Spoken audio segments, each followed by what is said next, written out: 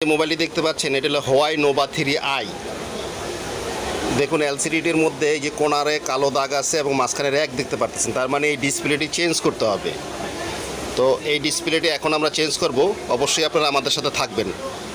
চলুন দেখুন কিভাবে এটা ডিসপ্লে আমরা চেঞ্জ করি। প্রথমেই আপনাকে ব্লোয়ার দিয়ে ব্যাকপার্টটা একটু হালকা গরম করে নিতে হবে। তারপর ব্যাকপার্টটা ওঠানোর পর স্ক্রুগুলো রিমুভ করতে হবে। ডিসপ্লে আমরা খুলে ফেললাম। এখন আমরা নতুন ডিসপ্লে চেক দিব। ডিসপ্লে লাগানো হয়ে গেছে, এখন আমরা ওপেন করতেছি। দেখুন Huawei লেখা চলে আসছে। তবে আপনাদের অবগতির জন্য জানাচ্ছি, অবশ্যই নতুন ডিসপ্লে খুব ভালোভাবে চেক করে নেবেন, কারণ আপনারা জানেন যে ডিসপ্লেতে কোনো ওয়ারেন্টি হয় না, সেটা কম দামি হোক বা বেশি দামি হোক। তো ডিসপ্লেটা আসলে নিজ দায়িত্বে চেক করে নেওয়া ভালো। আমরা আঠা দিয়ে দিয়েছি যাতে ডিসপ্লেটা আলাদা না হতে পারে। এখন নতুন ডিসপ্লে আমরা লাগাচ্ছি। অল্প কিছুক্ষণের মধ্যে আমাদের ডিসপ্লে লাগানো কমপ্লিট হয়ে যাবে। আমরা ফাইনালি আরেকবার দেখব। এখন আমরা ব্যাকশেল লাগাচ্ছি।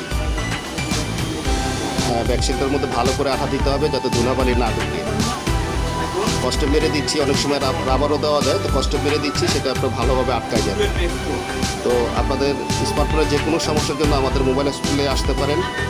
সকাল 10টা থেকে রাত্র 8টা পর্যন্ত আমাদের মোবাইল হসপিটাল খোলা থাকে। ভিডিওটি দেখার জন্য আপনাদের অনেক অনেক ধন্যবাদ।